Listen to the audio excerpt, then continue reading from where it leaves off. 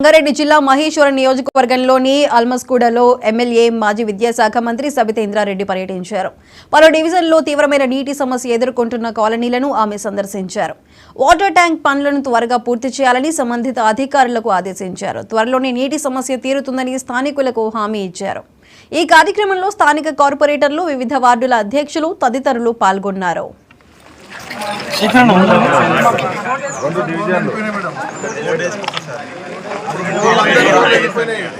సంవత్సరాలలో కేసీఆర్ గారి పాలనలో మంచినీటికి సమస్య లేకుండా ఎక్కడ అవసరం ఉంటే అక్కడ మంచినీళ్ళు ఇచ్చే కార్యక్రమాన్ని ఒక యజ్ఞంలాగా మొదలుపెట్టారు కేసీఆర్ గారు. ఆ రోజు బట్ మిషన్ భగీరథ అని ఏదైతే పేరు పెట్టారో భగీరథ ప్రయత్నం చేసి ఎక్కడైనా డ్రింకింగ్ వాటర్ అనే ప్రాబ్లం లేకుండా ఉండేటట్టు, రైతుకు సాగునీరు ప్రాబ్లం లేకుండా ఉండేటట్టు ఒక విజన్తో పనిచేస్తున్నారు కేసీఆర్ గారు. 3 నెలలు అయిపోతుంది, 4 నెలలు అవుతుంది కాంగ్రెస్ ప్రభుత్వం వచ్చి. మార్పు తీసుకొస్తామని మార్పు తీసుకురావాలని వచ్చారు, మార్పు తీసుకొచ్చారని స్పష్టంగా కింద కనిపిస్తూ ఉంది.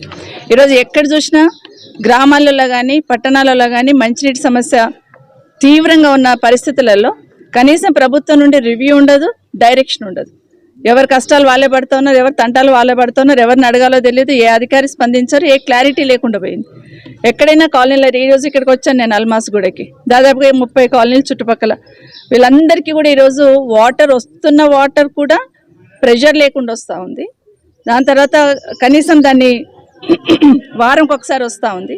దీనివల్ల మాకు ఇబ్బందులు అవుతున్నాయి, ఉన్న బోర్లు ఎండిపోయినాయి కాలనీలలో అని చెప్తే ఇక్కడికి రావడం జరిగింది.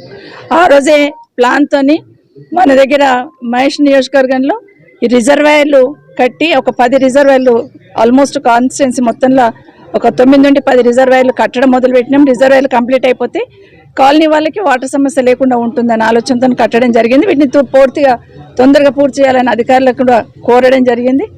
మీన్ అంత లోపల కనీసం పైప్ లైన్లు వేసుకొచ్చాం కాబట్టి డైరెక్ట్ కనెక్షన్ ఇవ్వండి అని చెప్పడం జరుగుతుంది.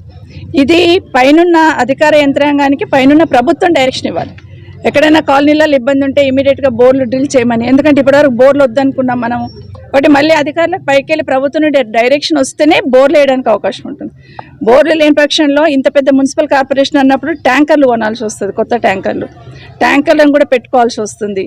అదంతా కూడా యాక్షన్ ప్లాన్ అనేది చేసుకోవాల్సిన అవసరం ఉంటుంది. ఆ డైరెక్షన్తో కిందున్న అధికారులు కూడా అట్లీస్ట్ కార్పొరేషన్ లెవెల్లో ఉన్న కమిషనర్ వీళ్ళందరూ కూడా యాక్షన్ ప్లాన్ చేసుకొని వాటర్ ప్రాబ్లం లేకుండా ఓపెన్ ప్లేస్లో కానీ పార్కులలో కానీ బోర్లు డ్రిల్ చేసి బోర్ల ద్వారా వాటర్ సప్లై చేయడం ఒకటి, పాత బోర్లు ఉంటే వాటిని కూడా డ్రిల్ చేసి మళ్ళీ మోటార్లు వేసి సప్లై చేయడం ఒకటి, లేదా ఒకవేళ మోటార్లు ఉండి బోర్ ఉండి లైన్ ఏదైనా డిస్టర్బ్ అయి ఉంటే దాన్ని కూడా చేసి ఒక యాక్షన్ ప్లాన్ అనేది తీసుకోవాలి. ఇమీడియట్గా ఎలక్షన్ అయిపోగానే May 13th అయిపోతుంది. ఇమీడియట్గా ఇప్పుడు ఆఫీసర్లని కోడ్ ఉంది కాబట్టి పిలవలేదు కాబట్టి పిలవలేకపోయినాం. అయినా ఒక డైరెక్షన్ అయితే ఇచ్చున్నాం. వీలైనంత తొందరలో ఈ వారం 10 రోజులలో ఒక సమస్యకు సాల్వ్ తీసుకొచ్చే ప్రయత్నం చేస్తాం.